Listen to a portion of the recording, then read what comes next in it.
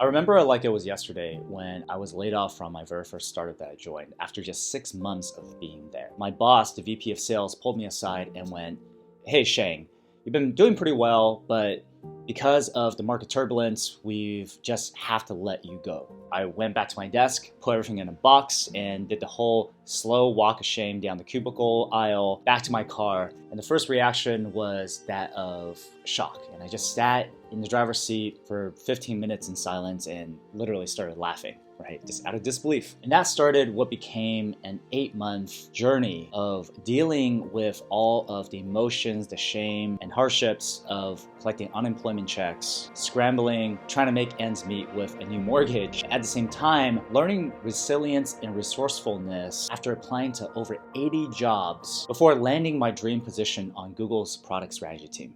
Hi, I'm Shane, and I help people and organizations think through their toughest problems. Today, I want to share with you some perspectives, actions, and mindsets that might help you in your own journey through this tough period. Let's talk about the actions that you can take during this period. And we're going to use Maslow's hierarchy of needs as the framework. So starting at the bottom, it's about security, right? This is shelter, food, drink, whatever it is. The things that need to sustain you. If you're in the US, you definitely need to check in on your health insurance. Calculate what that is going to cost. A decent health insurance in the US is probably going to cost you around $400 to $600 per month. Put that into your budget. If you got a severance package with included healthcare, that's even better. Next, do a personal finance audit and begin thinking of yourself like a business in terms of revenue and costs, or income and expenses. What you want to calculate is your monthly cash flow, which is your income minus monthly expenses. What this cash flow allows you to do is calculate your runway, which is the amount of time that you have before you run out of money, which is critically important when the game is about weathering the storm and creating opportunities yourself during that time. Time is that important. In order to calculate cash flow, I will map out your monthly income and expenses. So on the income side, it could be your severance pay, unemployment benefits, rental income if you got it, even tax refunds. I will also put a question mark to challenge yourself to think of creative ways of generating income.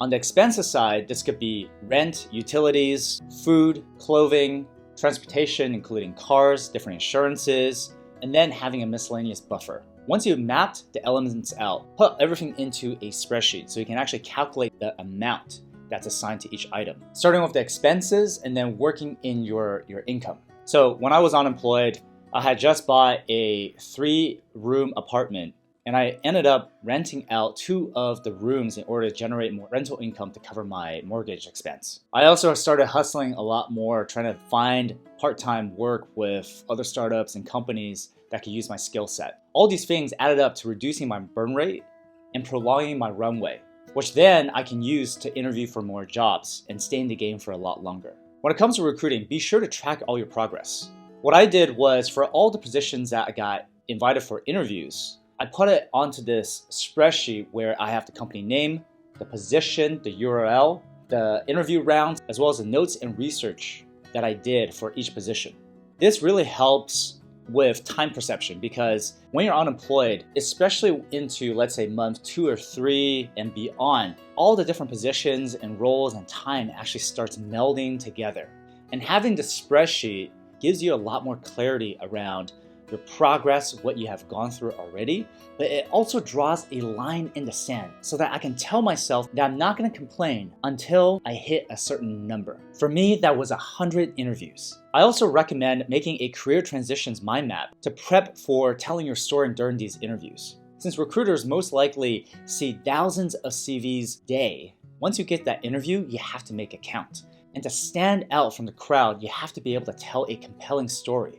Not just the bullet points of your achievements because that's what's on your resume, but actually telling people how you became the person that's sitting in front of them. What is your professional hero's journey? That's how the hiring manager is going to be able to determine your values and whether or not you fit with the team. It's about mapping out all of the different positions, roles, or companies you've been part of, and then drawing the arrows of the transitions, and then talking through what are the nature of those transitions. Was it intentional, unintentional? Having your career mapped out before you gives you a much better sense of how to tell your story, but also taking out snippets so you can answer specific questions.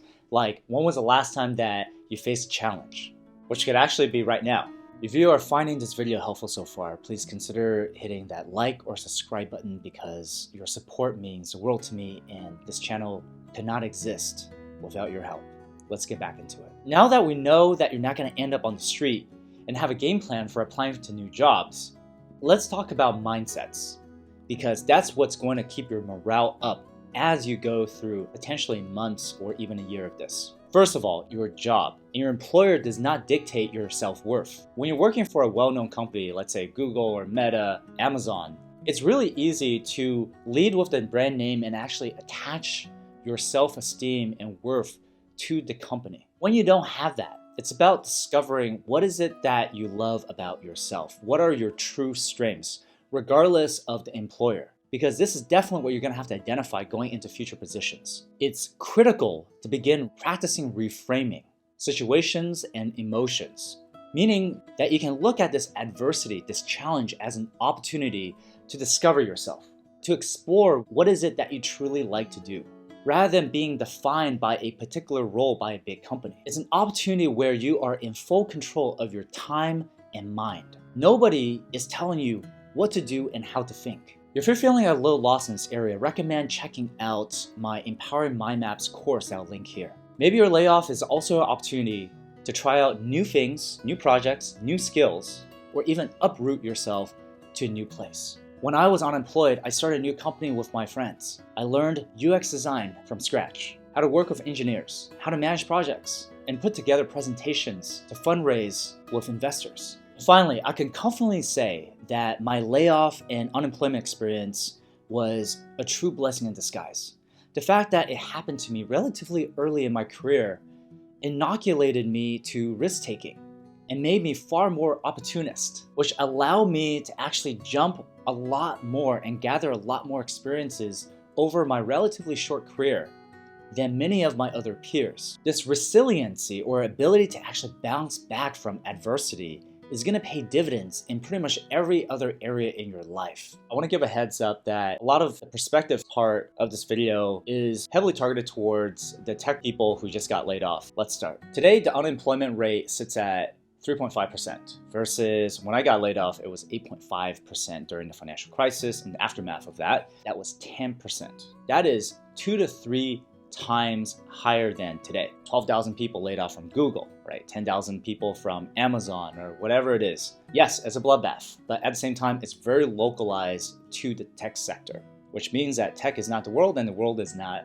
tech. If you are a tech worker, you're probably the best positioned to weather through this hardship. Number one, because of your severance package, which ranges between 2 to 6 months. That's a huge amount of time. The world can change completely during that time. Most people, when they get laid off, they get either 0 or 1 month, which was what I got. That's essentially having the carpet pulled underneath you immediately. You're scrambling from the get-go. Number two, you're probably a highly skilled performer who's very ambitious, who has obviously made it through a highly competitive hiring process as well as work environment. Both the attributes as well as your skill set will still be in high demand, especially after this storm passes, or even if you decide to transition into something else. Number three, tech is the future. If the pandemic has shown us anything, the digitalization of the world is not going to stop. If anything, it's only going to increase. So while the entire sector is going through a reckoning at the moment, the overall macro trend is actually pointing favorably towards your industry. Number four, probably this is the most important thing, is that you are not alone. You're not facing like a stigma that you've been laid off or fired. It's like having synchronized forced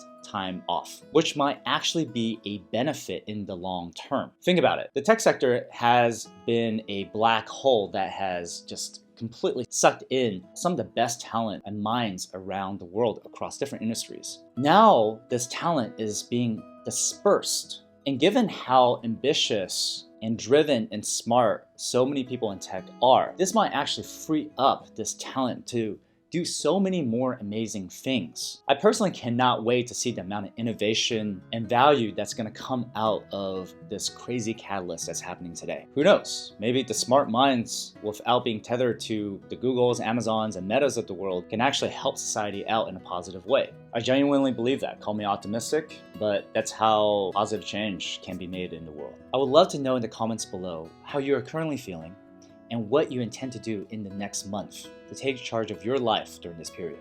And if you found this video helpful, please share it with a friend who might find it beneficial, or give me a like or subscribe, because this channel and what I do is really dependent on your support. And if you want more tips around mindsets and mind mapping, be sure to sign up to my newsletter, Epiphany, or better yet, check out MindMap Nation, where you'll find a community of connected thinkers to grow alongside with.